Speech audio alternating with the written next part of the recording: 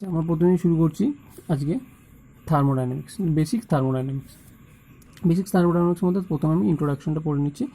ইন্ট্রোডাকশনের মধ্যে কী আছে বলছে, থার্মোডাইনামিক্সটা কী। থার্মোডাইনামিক্সটা হলো ইঞ্জিনিয়ারিংয়ের একটা শাখা, যেখানে তোমার কিসের সঙ্গে ডিলস করা হয়, energy, mechanical energy, work, heat, এদের মধ্যে relation, thermodynamics property, thermodynamics system, এইগুলো নিয়ে যে আলোচনা করে ইঞ্জিনিয়ারিংয়ের শাখাটা, তাকে বলা হচ্ছে থার্মোডাইনামিক্স। থার্মোডাইনামিক্স চলে গেল, তারপরে আসছে থার্মোডাইনামিক্স সিস্টেম। থার্মোডাইনামিক্স সিস্টেম কাকে বলছে? থার্মোডাইনামিক্স সিস্টেম বলছে একটা সিস্টেম, যে একটা জিনিস যে কিছুটা বস্তু বা কিছু পদার্থ নিয়ে থাকে এবং কিছুটা জায়গা দখল করে থাকে, তাকেই বলা হচ্ছে তোমার থার্মোডাইনামিক সিস্টেম। তো থার্মোডাইনামিক সিস্টেমের মধ্যে আবার দুটো জিনিস আছে, সেগুলো হলো, তাহলে থার্মোডাইনামিক সিস্টেম কাকে বলছে? ধরো এটা একটা থার্মোডাইনামিক সিস্টেম, এটা একটা থার্মোডাইনামিক সিস্টেম।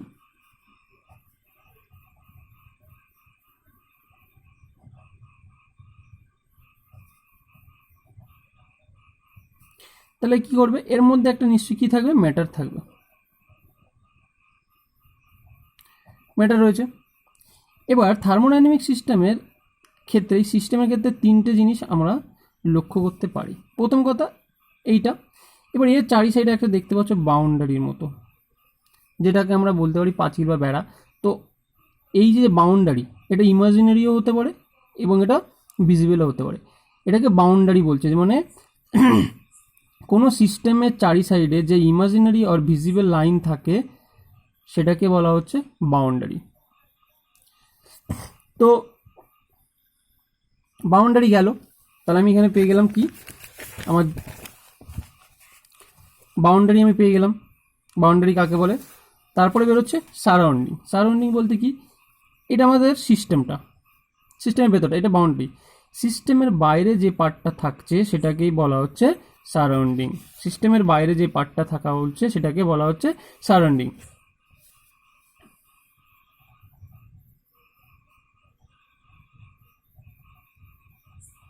সারাউন্ডিং। আচ্ছা, আর একটা জিনিস আমরা এখানে লক্ষ্য করতে পারি, সেটা হলো ইউনিভার্স। সেটা হলো কি, ইউনিভার্স। ইউনিভার্স কাকে বলা হচ্ছে? ইউনিভার্স বলা হচ্ছে তোমার surrounding plus system. Surrounding plus system. Surrounding plus সিস্টেমকে বলা হচ্ছে ইউনিভার্স। মানে এই টোটাল জায়গাটা, এই বাইরেটা তো সারাউন্ডিং, এটা সিস্টেম, তাহলে এই টোটাল জায়গাটাকে বলা হচ্ছে ইউনিভার্স। তাহলে আমি বলতে পারি, the things which are external to the system, মানে সিস্টেমের বাইরে, আর known as surrounding or environment. Surrounding or environment. আচ্ছা, তারপর চলে আসছে তাহলে কি, ইউনিভার্স। তাহলে কি, a system with its surrounding is known as universe. তাহলে কি, সিস্টেম এবং তার বাইরের সারাউন্ডিংকে নিয়ে একত্রিতভাবে বলা হয় ইউনিভার্স। তো ইউনিভার্স ইকুয়াল আমরা লিখতে পারি সিস্টেম প্লাস সারাউন্ডিং। আচ্ছা, এবার আমাদের যে থার্মোডাইনামিক সিস্টেমকে আবার আমরা তিন ভাগে ভাগ করেছি। থার্মোডাইনামিক সিস্টেমটাকে আমরা তিন ভাগে ভাগ করেছি। এক, ওপেন সিস্টেম; দুই হলো ক্লোজ সিস্টেম; আর তিন হলো আইসোলেটেড সিস্টেম। আচ্ছা, তো open system, close system, isolated system আমরা দেখে নিই।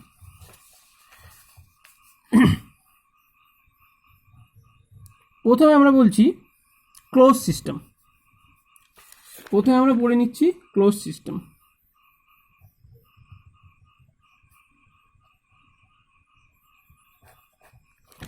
ক্লোজ সিস্টেমে আমার কি থাকবে, একটা বাউন্ডারি রয়েছে সিস্টেমটার চারিদিকে, একটা বাউন্ডারি থাকছে। সিস্টেমের চারিদিকে বাউন্ডারি থাকবেই, সিস্টেমের প্রথমেই বলেছি। তাহলে এর মধ্যে কি আছে, একটা মাস আছে।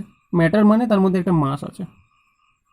এইবার ক্লোজ সিস্টেমের ক্ষেত্রে কি হবে, এইখান থেকে, এই বাউন্ডারির ভেতর থেকে কোনো মাস না বাইরে যেতে পারবে, না কোনো মাস ভেতরে আসতে পারবে। তাহলে ক্লোজ সিস্টেমের ক্ষেত্রে কোনো মাস ট্রান্সফার হবে না।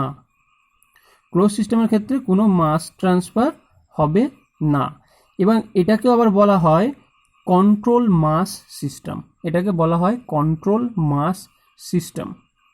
কিন্তু এই ক্লোজ সিস্টেমের ক্ষেত্রে এনার্জি, হিট একটা এনার্জি, তো হিট এর মধ্যে আসতেও পারবে, এর বাইরে যেতেও পারবে। তাহলে ক্লোজ সিস্টেমকে আমি বলতে পারি this is a system which mass is fixed. Mass fixed, mass কোনো ট্রান্সফার হবে না, কিন্তু এর কি ট্রান্সফার হবে, এনার্জি ট্রান্সফার হবে। তো সেটাকে আমি ক্লোজ সিস্টেম বলছি। আচ্ছা, তাহলে ক্লোজ সিস্টেমের উদাহরণ কি? ক্লোজ সিস্টেমের উদাহরণ যখন পিস্টন থাকে, পিস্টনে কোনো ভালভ থাকে না, তখন পিস্টনটা, এই যে সিলিন্ডারের যে সিস্টেমটা, এটা তখন ক্লোজ সিস্টেম, এটা তখন ক্লোজ সিস্টেম।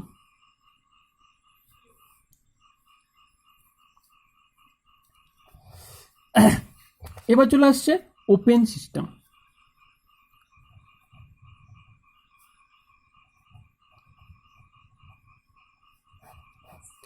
ওপেন সিস্টেমে সেম একটা মাস, এর মধ্যে কি আছে, মাস আছে। এই সিস্টেমটা টোটালটা একটা সিস্টেম, সিস্টেমের মধ্যে কি, এটা বাউন্ডারি, সিস্টেমের চারিদিকে বাউন্ডারি, এবং এটা হলো সারাউন্ডিং, বাইরেটা সারাউন্ডিং। তাহলে এর মধ্যে মাস আছে। যেহেতু এ ওপেন, যেহেতু এ ওপেন, তার মধ্যে এর মাসটা ট্রান্সফার হবে, এর মাসটা ট্রান্সফার হবে। এটাকে বলা হয়, এই সিস্টেমটাকে বলা হয় কন্ট্রোল ভলিউম সিস্টেম। এই সিস্টেমটাকে বলা হয় কন্ট্রোল ভলিউম সিস্টেম। মাসটা ট্রান্সফার হবে এবং সাথে সাথে কি হবে, এর এনার্জিও ট্রান্সফার হবে।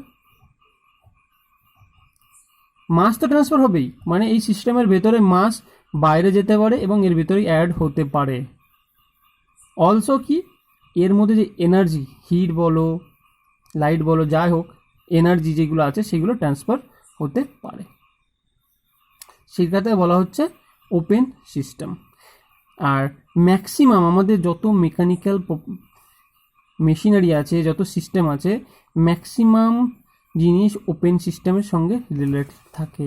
যেমন কি ধরো, এই একটা সিস্টেম,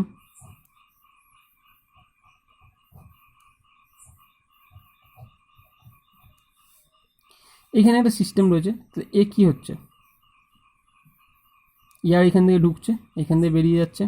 যদি আমার এখানে কম্প্রেসার থাকে, এখানে যদি একটা পিস্টন লাগানো থাকে, তাহলে কি এ যখন একে প্রেস করে নিয়ে যাবে, তখন কি এইখানে হাওয়াটা নিয়ে গিয়ে এখান থেকে বের করে দেবে, এখানে হাওয়াটা নিয়ে এখানে বের করে দেবে। তাহলে কি ওপেন সিস্টেম, এখান থেকে ঢুকছে এবং এখান থেকে বেরোচ্ছে, এনার্জি এবং মাস দুটোই ট্রান্সফার হচ্ছে। আচ্ছা, এরপরে চলে আসছি আইসোলেটেড সিস্টেম। এরপরে চলে আসছি আমি isolated system.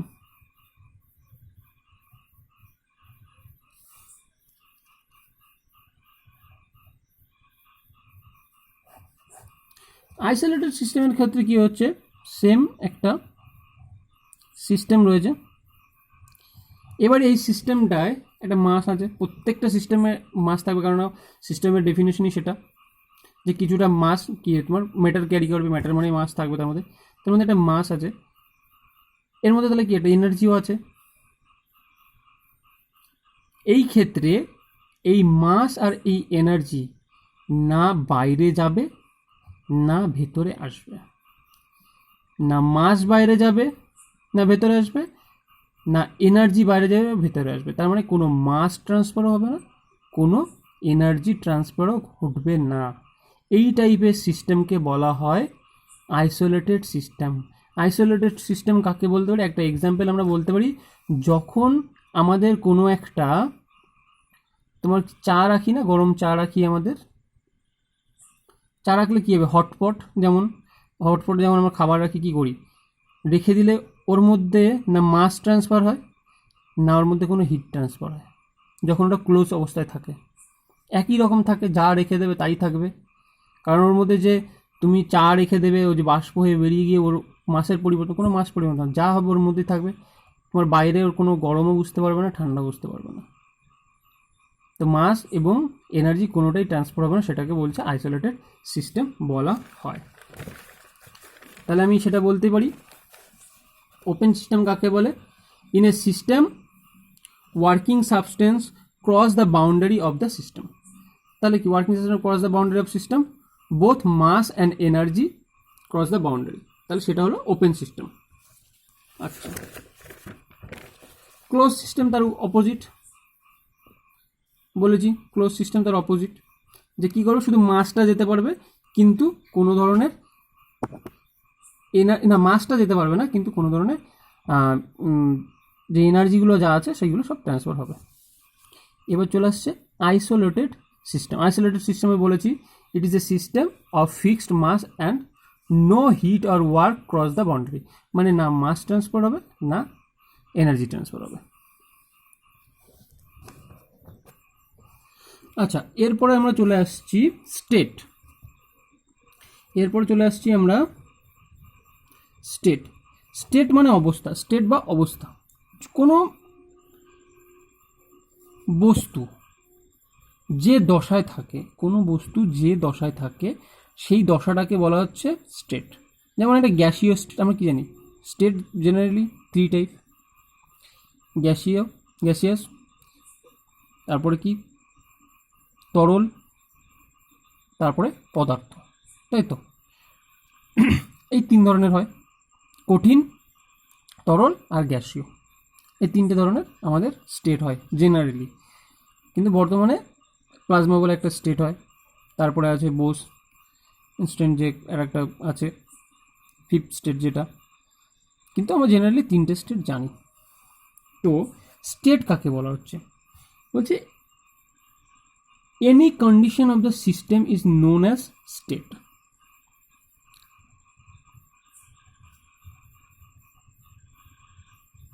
Condition of the system is known as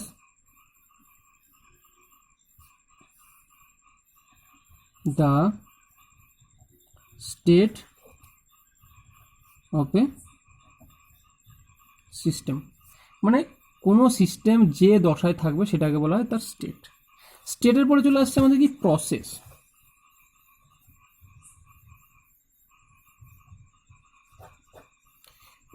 প্রসেসে আমাদের কি হচ্ছে? প্রসেসের ক্ষেত্রে আমাদের হচ্ছে যখন আমাদের একটা স্টেট আছে, ধরে নাও কি আছে, একটা স্টেট আছে, এইখানটায় কঠিন দশায় আছে, সলিড কন্ডিশনে আছে।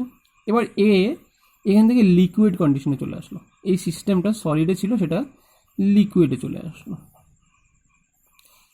এই সলিড স্টেট থেকে তোমার লিকুইড স্টেটে এলো, এই যে স্টেট চেঞ্জ করছে, এই স্টেট চেঞ্জ করাটাকেই বলা হচ্ছে প্রসেস।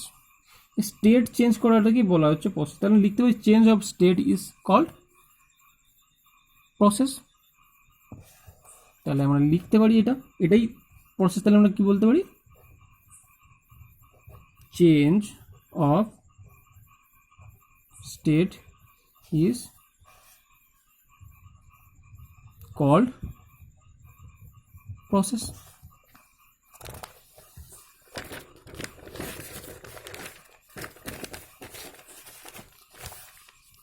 আচ্ছা, এরপরে আমাদের থাকছে পাথ।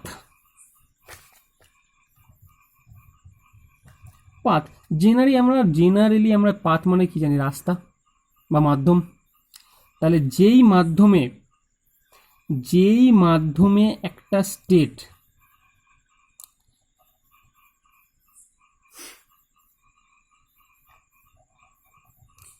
স্টেট থেকে, মানে এই স্টেটটা থেকে অন স্টেট থেকে টু স্টেটে যাবে, তাহলে কি একটা প্রসেসে যাচ্ছে। এবার প্রসেসটা তো একটা নির্দিষ্ট প্রসেস হচ্ছে। কী হচ্ছে প্রসেসটা? ধরো এটা লিকুইড থাকলে একে সলিড করতে, একে ধরো সলিড রয়েছে, সলিড থেকে লিকুইড করতে গিয়ে একে হিট দিতে হবে। তাহলে কি হিট দেওয়ার পরে লিকুইড হচ্ছে। তাহলে কি একটা পাথ, একটা মাধ্যম কি চুজ করেছে? যে প্রসেসটা সেটা হিটিং প্রসেস। তাহলে কি ওই যে পদ্ধতিতে বা যে প্রসেসে এটাকে চেঞ্জ করা হবে সেটাকেই বলা হচ্ছে পাথ। তাহলে স্টেট যে চেঞ্জ হচ্ছে যে প্রসেসে, সেটাকেই বলা হচ্ছে পাথ। তাহলে বলছি a system pass while going from initial state to final state is call path. মানে ইনিশিয়াল মানে কি, প্রথম স্টেট থেকে ফাইনাল স্টেটে যাচ্ছে যে পথ দিয়ে, যে মাধ্যম দ্বারা, তাকেই বলা হচ্ছে পাথ। ওকে, আচ্ছা এবার আমরা পড়াবো প্রপার্টিস, থার্মোডাইনামিক প্রপার্টিস।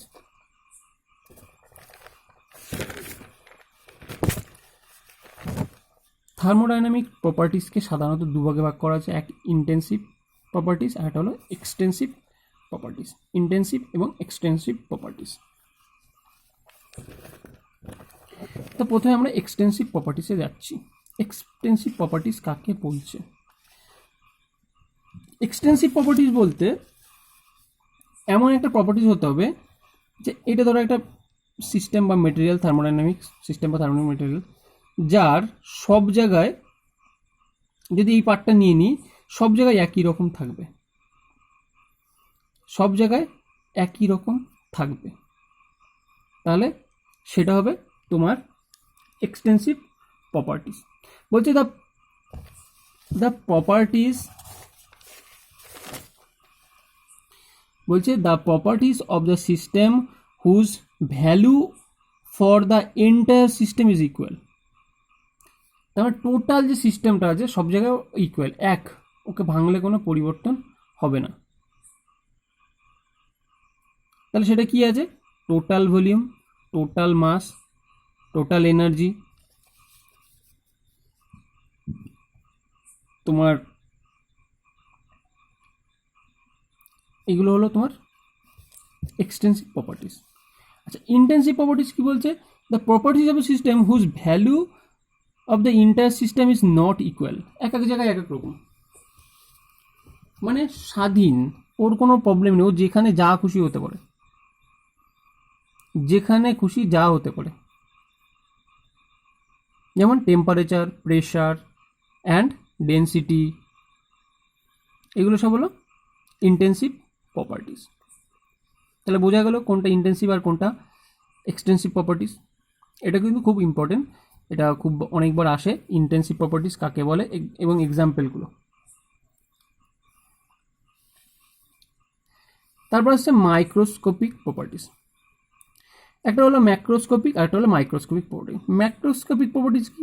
যেটা বড়, আমরা জানি ম্যাক্রো মানে বড়, যেটা such as properties which can be measured by, such as properties which can be measured by simple instrument, normal instrument দিয়ে মেজার করতে পারি, and sense by human eye, মানে আমরা চোখেও দেখতে পারি, সেটাকেই বলা হচ্ছে ম্যাক্রোস্কোপিক প্রপার্টিস। আরেকটা হচ্ছে কি মাইক্রোস্কোপিক প্রপার্টিস। মাইক্রো মানে আমরা সবাই জানি আণুবীক্ষণিক, তার মানে কি সেটা আমরা কি করতে পারবো না, সেটা আমরা নর্মাল চোখে তো দেখতে পারবো না। তো such property which can not be sense by human eye and আর অবজার্ভড অ্যাট মলিকিউল লেভেল আর নোন অ্যাজ, এরকম তো মলিকিউল লেভেলে ছোটো ছোটো, সেই লেভেলেই আমরা পাই, সেটাকে বলছে মাইক্রোস্কোপিক প্রপার্টিস। আচ্ছা, এরপরে আসছে আমাদের থার্মোডাইনামিক ইকুইলিব্রাম। এরপর আসছে কি আমাদের থার্মোডাইনামিক ইকুইলিব্রাম। থার্মোডাইনামিক ইকুইলিব্রাম বলতে আমরা কখন বুঝবো? ধরো এই একটা সিস্টেম, কখন ইকুইলিব্রাম থাকবে?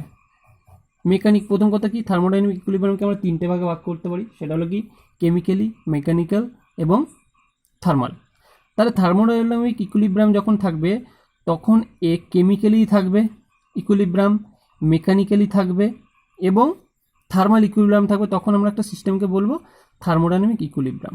থার্মোডাইনামিক ইকুইলিব্রাম কাকে বলা হচ্ছে? যখন আমাদের এই সিস্টেমের মধ্যে কোনো আনব্যালেন্স ফোর্স কাজ করবে না, কোনো আনব্যালেন্স ফোর্স কাজ করবে না, মানে এদিক থেকে যতটা প্রেশার দিচ্ছে এদিক থেকে ততটা প্রেশার দেবে, এদিক থেকে যতটা প্রেশার থাকবে এর মধ্যেও ততটা প্রেশার থাকবে। এর যে হিট, এই যে বডির যে হিট, এটা ইকুয়াল টু তোমার বাইরে সারাউন্ডিংয়ের হিট হতে হবে।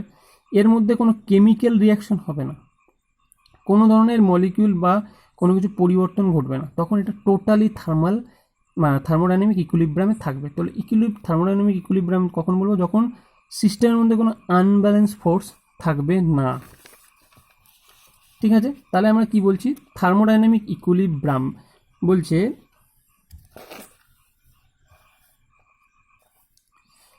a system will be in thermal equilibrium if it is incapable of many spontaneous change of its microscopic properties and it is in complete balance with its surrounding. মানে complete balance মানে কি, এর মধ্যে কোনো unbalance force নেই, totally balance হয়ে থাকবে।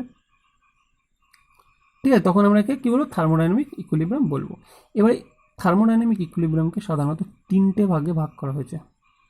এক, যেটা বললাম,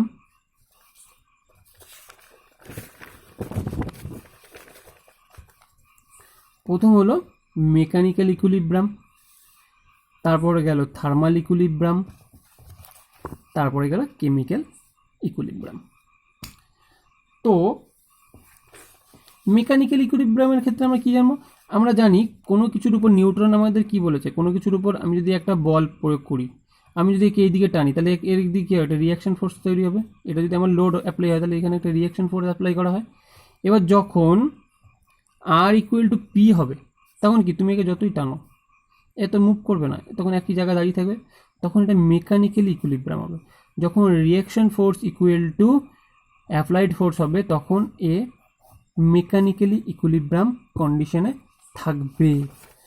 ঠিক আছে, তো সেটাই বলেছে সিস্টেম ইজ, বলেছে a system is said to be mechanical equilibrium if there is no unbalance force in the system with its surrounding, মানে এর বাইরের সঙ্গে কোনো আনব্যালেন্স ফোর্স থাকবে না।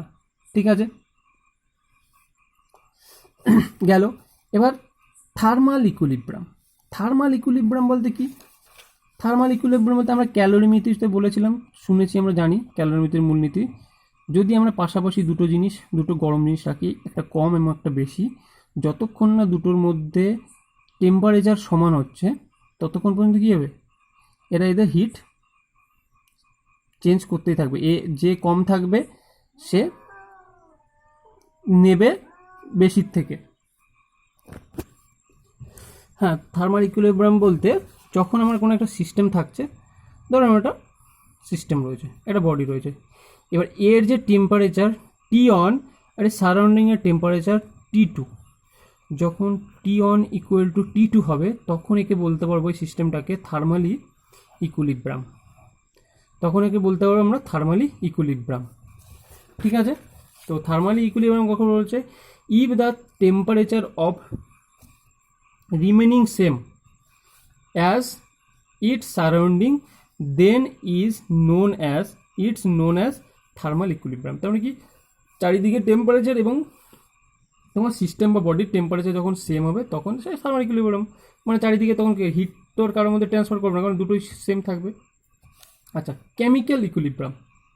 কেমিক্যাল ইকুইলিব্রাম হচ্ছে it represent the absence of change, phase change or chemical reaction of the system. মানে যে যেরকম কন্ডিশনে ছিল, এটা একটা বস্তু, ধর এই যেখানে একটা কোনো গ্যাস রয়েছে বা লিকুইড রয়েছে, এর যে মলিকিউল আছে এদের মধ্যে কোনো পরিবর্তন নেই, যে যেখানে দাঁড়িয়েছে সে সেখানে দাঁড়িয়েছে, এর কোনো ফেজও চেঞ্জ হচ্ছে না, কিছু হচ্ছে না, তখন কি বলবে, এটা কেমিক্যালি ব্যালেন্সড, মানে এর মধ্যে কোনো পরিবর্তন হচ্ছে না। কেমিক্যালি ব্যালেন্স মানে স্টেট কন্ডিশনে রয়েছে, এর মধ্যে কোনো পরিবর্তন আসবে না বা কোনো রিয়াকশন হবে না, তাহলে তখন আমরা বলবো একে কেমিক্যালি তোমার ব্যালেন্সড বা ইকুইলিব্রাম কন্ডিশন। আচ্ছা, এইবার আমাদের চলে আসছি quasi static process. Quasi static process, quasi static প্রসেসে কি বলছে,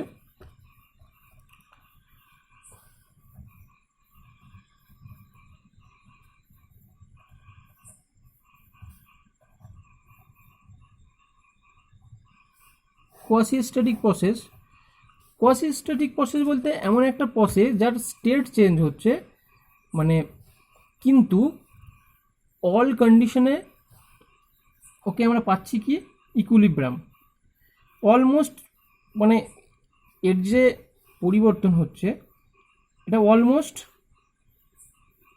তোমার স্ট্যাটিক। যেমন কি এর গ্রাফটা এরকম হবে, ধরো পিভি যদি ডায়াগ্রামে করি, প্রেশার ফলস করছে, ভলিউম ইনক্রিজ করছে, তাহলে এটা অন কন্ডিশন, এটা 2, অন থেকে 2তে আসছে, কিন্তু প্রত্যেকটা জায়গায় এদের পয়েন্টগুলো হবে, এখানে যদি পয়েন্ট নিই, আমি নাম্বার অফ পয়েন্ট নিই, তাহলে আমি এই পয়েন্টটাকে যদি ধরি, এই পয়েন্টটাও কি ইকুইলিব্রিয়াম কন্ডিশনে আছে সিস্টেমটা, প্রেশার ভলিউম টেম্পারেচার সব ইকুইলিব্রিয়াম আছে। এই কন্ডিশনে যদি আমি প্রেশার ভলিউম ইকুইলিব্রিয়াম কন্ডিশন আছে, তো কোয়াসি স্ট্যাটিক প্রসেসটা এই কন্ডিশনটা অলমোস্ট যে এর মুভমেন্টটা হলো ইকুইলিব্রিয়াম।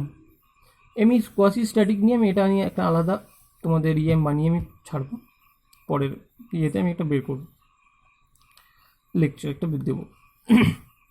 আচ্ছা, এরপরে চলে আসছে রিভার্সিবল আর ইরিভার্সিবল প্রসেস।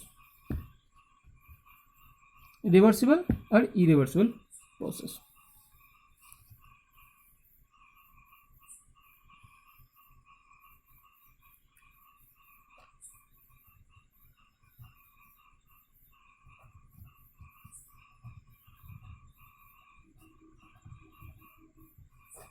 রিভার্সিবল প্রসেস মানে ধরো কোনো একটা জিনিস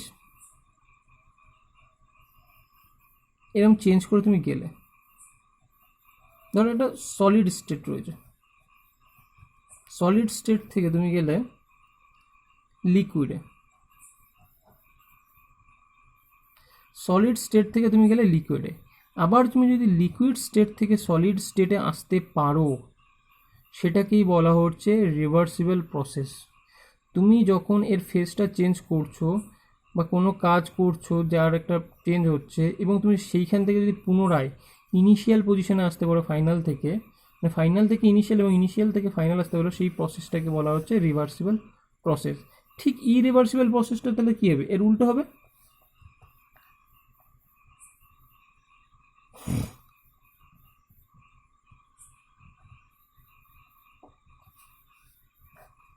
ইরিভার্সিবল প্রসেস তাহলে তার কী হবে, ও শুধুমাত্র একটা স্টেটেই যাবে, ও শুধুমাত্র একটা ডাইরেকশন বা একটা স্টেটেই যাবে, এর কোনো পরিবর্তন হবে না, সেটা হলো ইরিভার্সিবল প্রসেস।